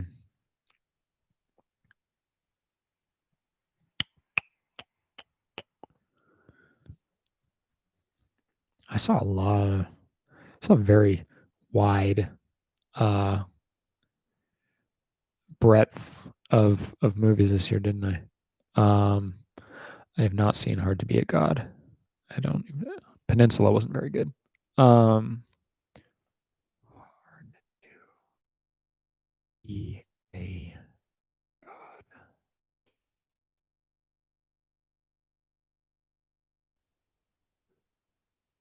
Oh, interesting. Russian science fiction art film. Um okay.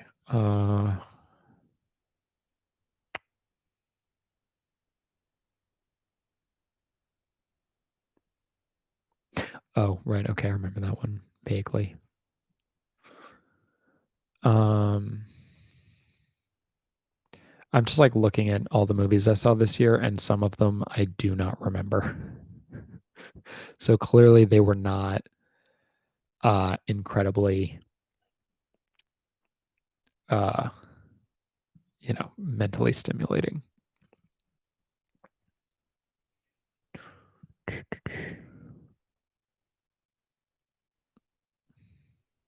Right Now, Wrong Then.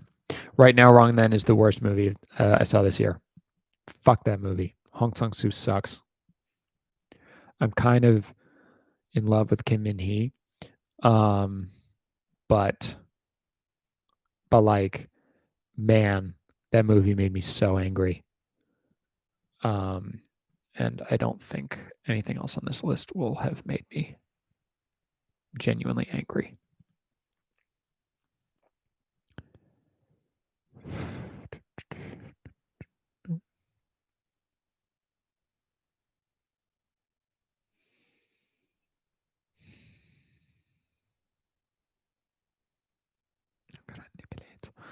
Um,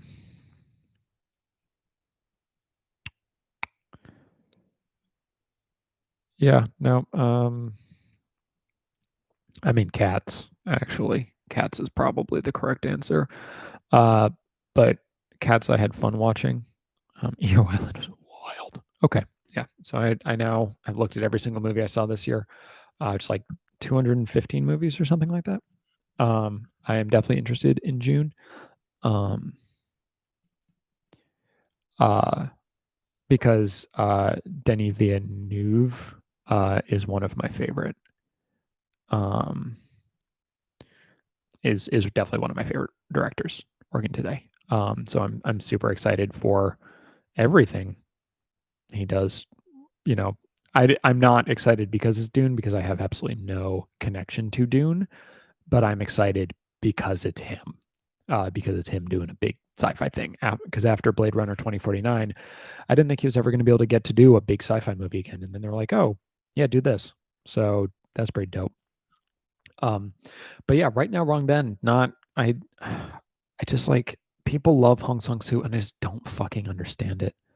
Um, and that movie has a fucking scene where a director takes off his clothes in front of a woman, and she's like, "Please stop," and then he does it, and then like shortly thereafter, um, shortly thereafter, you know, they get a phone call and it's like, "Hey, he shouldn't have done that, but he's an artist, so it's okay." And I was like, "Fuck you. Like how fucking dare you?" Um so yeah, that was the like I have never liked Hong Sang-soo movies, but that was the moment that I'm just like I'm not even going to try anymore. Like um yeah, I mean, god, I'm in love with Kim Min Hee though. Don't tell Danielle. Um it's fine. I'm allowed to have a crush on people, especially because there's a at, thank you very much. I don't think there will be another stream in 2020. Um, yeah, I don't think there will be time. So, yeah, so take care, Kojo. Merry Christmas, Happy New Year, and uh, we'll definitely do this in uh we'll definitely do this in the new year. Maybe the first weekend in January. Do another one. That would make sense. That's 2 weeks from now, right? That's typically how I time these out. So yeah, take care, man. Yeah. So yeah, I also wonder how much freedom he had, but my guess is on someone was like, if you're gonna hire an acclaimed director, you give that, he needs to have had enough freedom that he felt it was worth continuing with the project. He just really doesn't strike me as the kind of director who would like let a studio take everything away from him. Um, you know, so yeah, I don't know.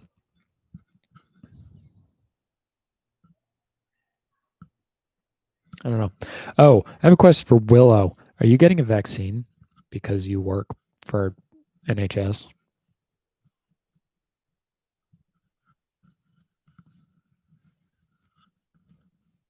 Genuine question. I'm curious. Um,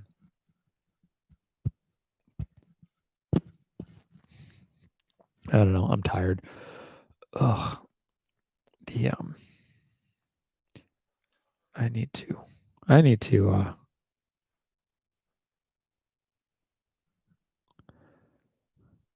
It's very weird watching. Oh, nice. Good for you. It's very weird watching yourself in a high school production of West Side Story 11 years later. Um, that's fair. Yeah, I one of my friends posted a picture of his partner who works in a New York City hospital getting her first dose. So it made me think of it. Um, I'm glad they're prioritizing frontline workers and old people. Um, you know, old people definitely should get it ASAP because they're the ones who are dying the most. Um, but frontline workers getting sick obviously has a larger, broader impact. Um, I don't know. How's the US doing there right now? Also, thank you, Selin. I mean, technically, we're gonna wrap up soon. Um, we're hour 47, 43, which, maybe we'll get to the 2 hour mark. Um,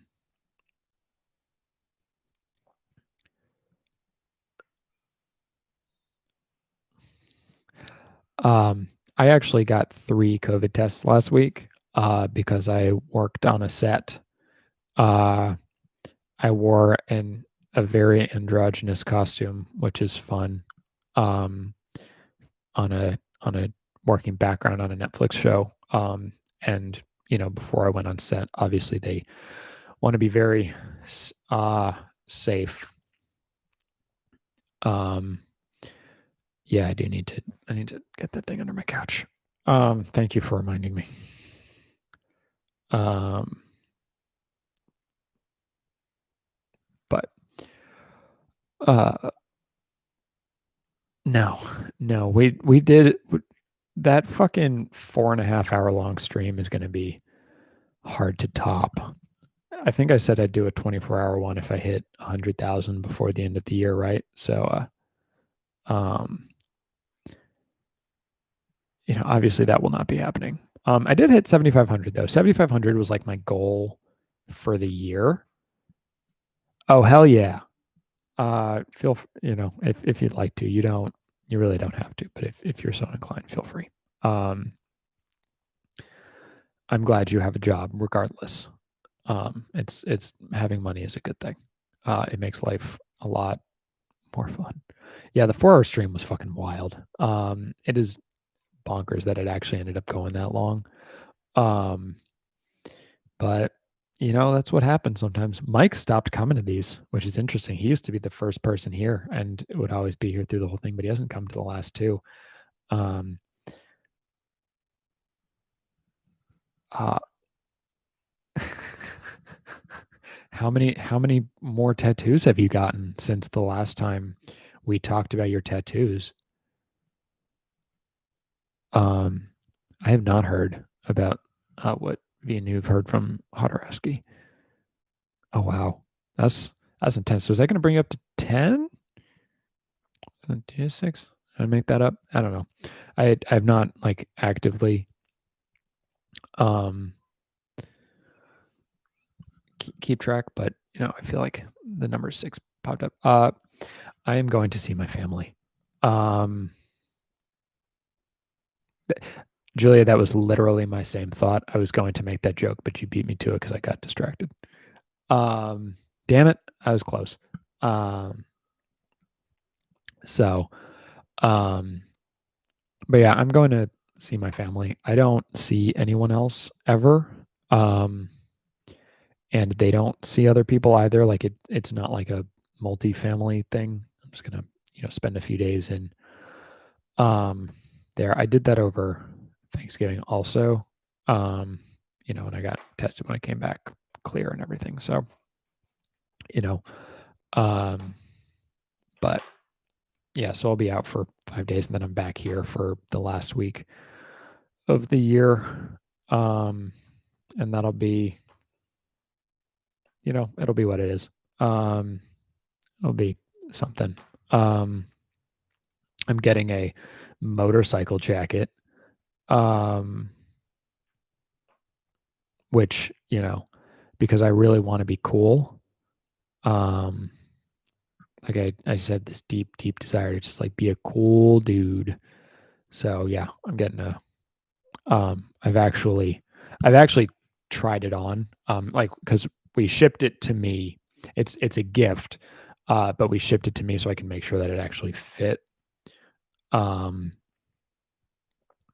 and I'll show you what it looked like because the only people who are here at this point are people who might actually be interested in that kind of thing.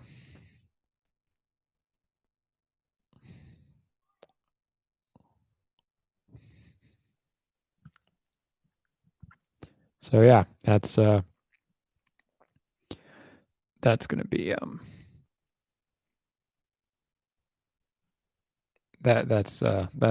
that's what my motorcycle jacket gonna look like. Um,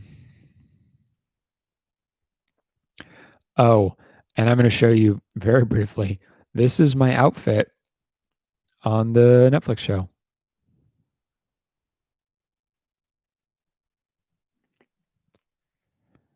So that'll be fun.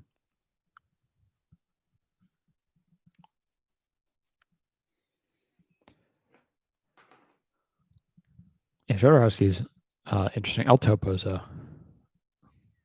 um it's funny because we had that conversation about me wearing um I guess more feminine clothing like 2 weeks ago, and then I got on set and they were like, "You wear this," and I was like, "All right, I guess that's what we're doing." I can tell you what it actually is when it's out. I wasn't supposed to have shown you that. My contract explicitly says I cannot show pictures of costumes or whatever.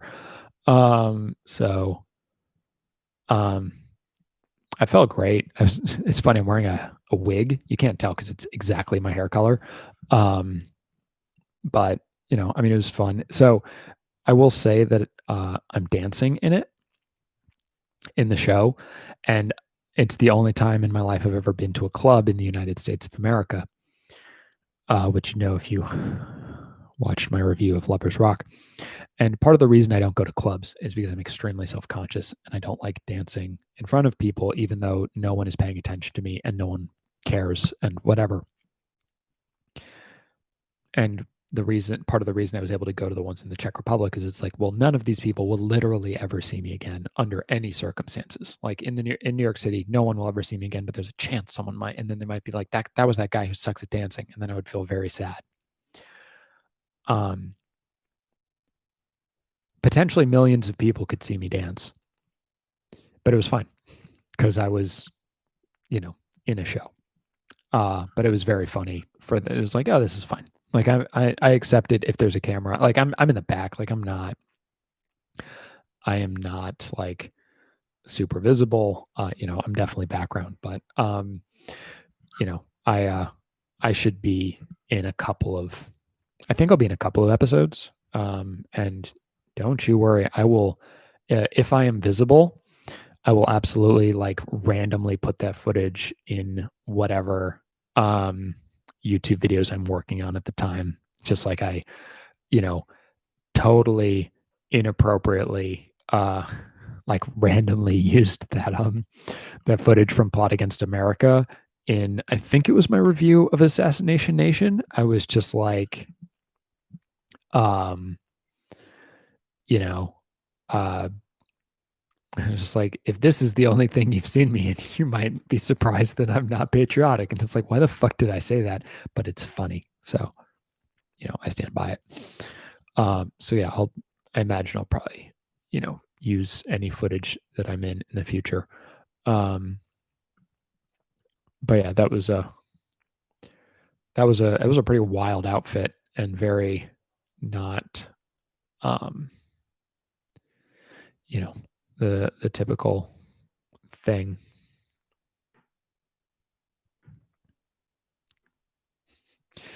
Um,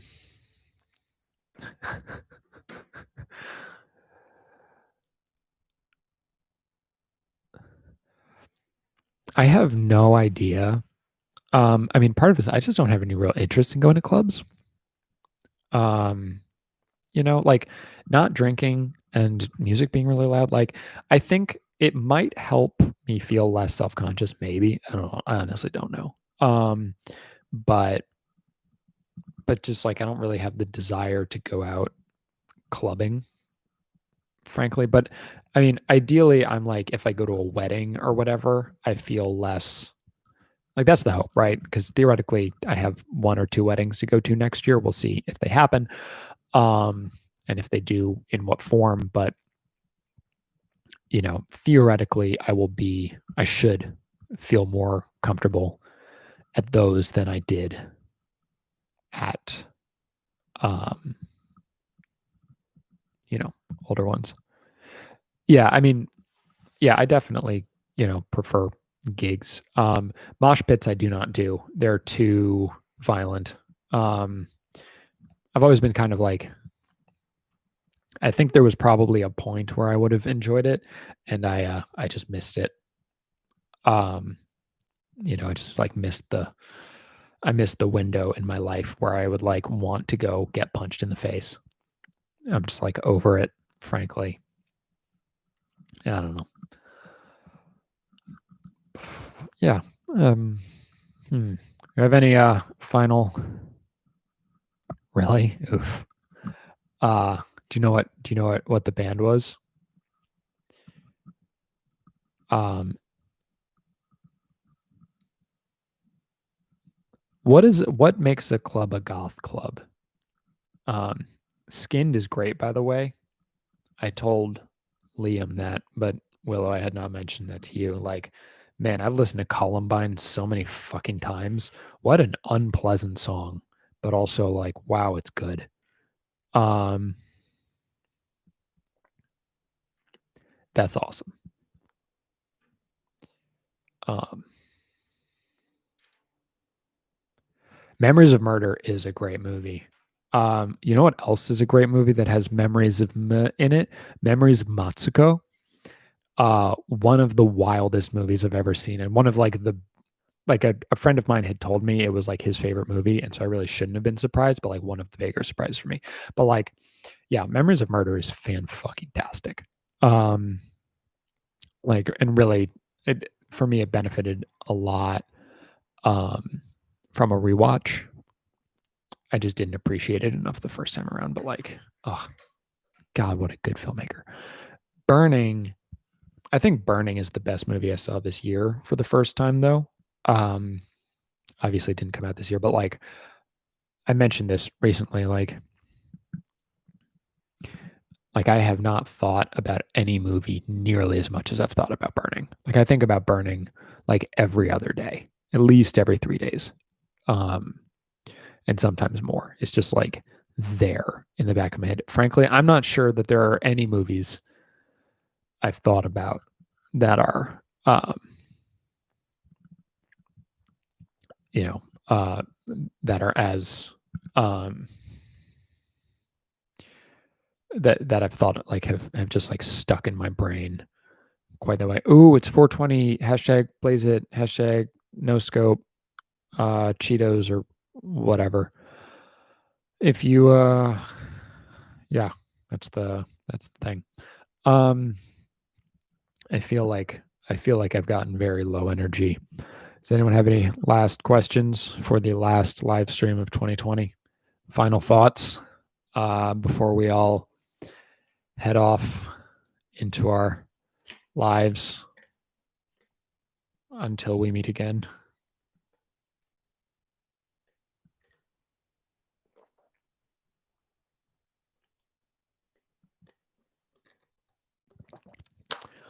Any wishes for 2021?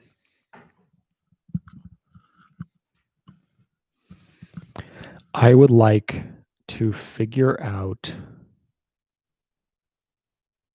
what my long-term plan on YouTube is. Like, I mean, I always said I would do 3 years, or I always said to myself, and I mentioned in the year 2 wrap up that like I would do 3 years and then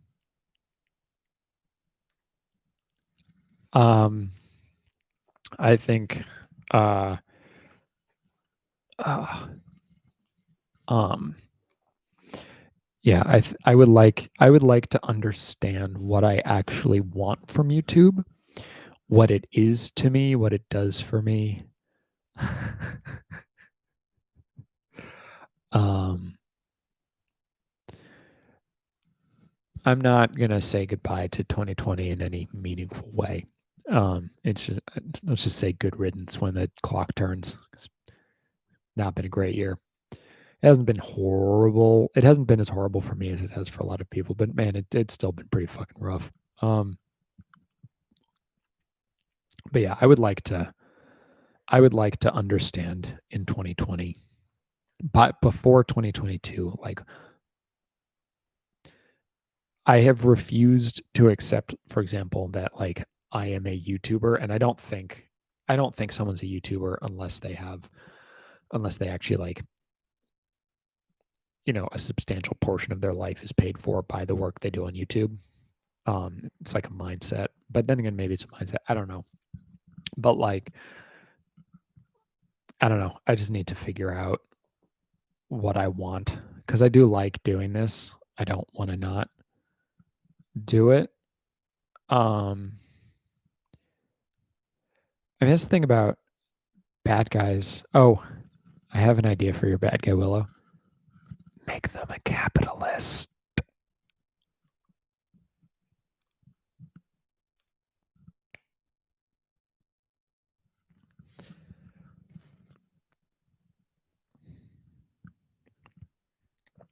Um, have you really? That's hilarious. Um, uh, ugh. Make them a U.S. senator. Have you done that one? Um,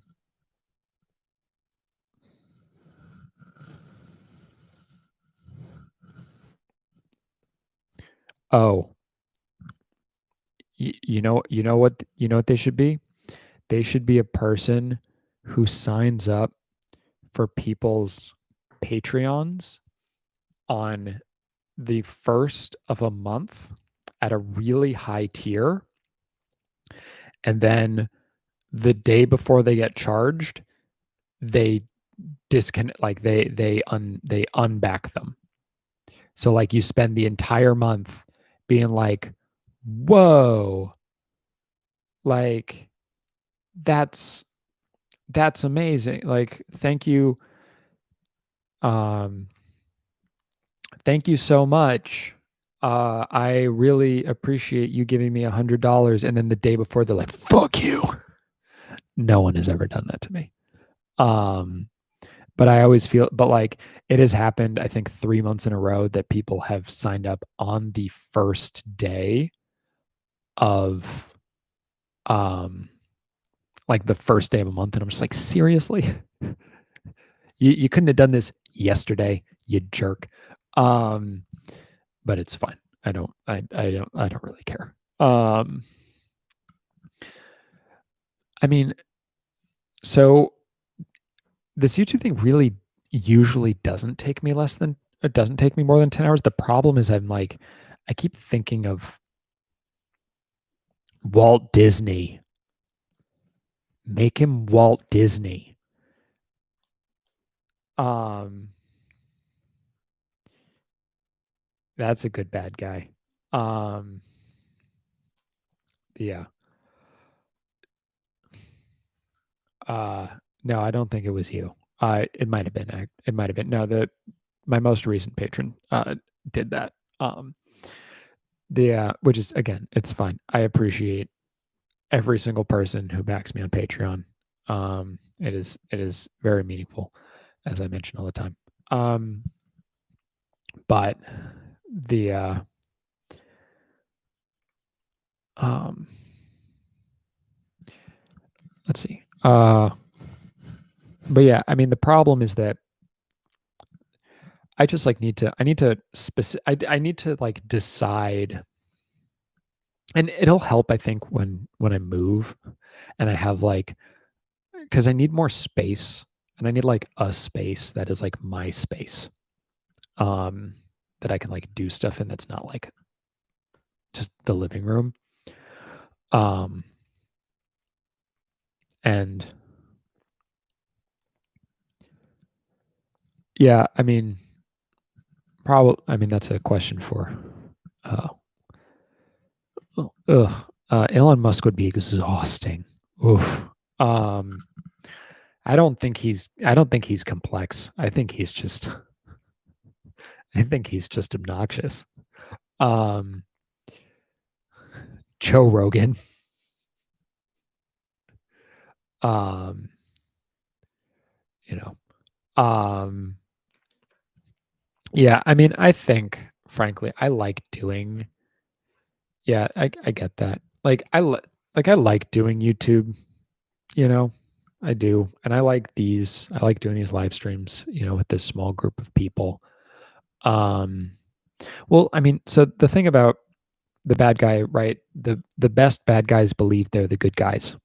You know, the thing about Ozymandias is he believed that he was doing the correct thing, and he just had to do bad to do it, right? Like, and that's true. Uh, any good bad guy believes they're the good guy, um, but they need to believe they're the good guy for some reason other than like I'm rich, because that's the problem with like Elon Musk is like, you know, he doesn't. I don't think he thinks about whether or not he's the good guy. He just thinks he's important. Um, Really? You came from that video? That's interesting. That's unexpected. Yeah. Oh, that's fair. Yeah, he has a sort of complex backstory, even if he's not a complex person. That's fair. Um, oh, that's yeah, that sounds like a yeah, that's like an interesting, complicated backstory for sure. Um, Power absolutely corrupts. No question about that. So yeah. Okay. Um, yes. Oh, interesting. I guess I got it all now, so I should. It's fine. It doesn't matter. Okay. Yes. Anyways, I think this is a good. Um. It is very obnoxious. Yeah. Anyways, I think it's time to go. Take care, everyone. Thank you once again for hanging out here with me during the final live stream of 2020. Um. I have a couple more videos going up. At the very least, the got to get the thing under the couch. At the very least, I have the final two small axe videos coming out. Depending on when I'm able to get those done, I will. Um. Oh shit. Okay. Well, we need to talk about what I'm going to call you. Um. Thank you, Willow. I appreciate you. Um, so, um, yeah, but anyway, happy holidays, folks. If you celebrate Christmas, Merry Christmas. If you celebrated Hanukkah, I hope your oil burned bright. Whatever. If you don't celebrate anything, fucking, whatever. Um, I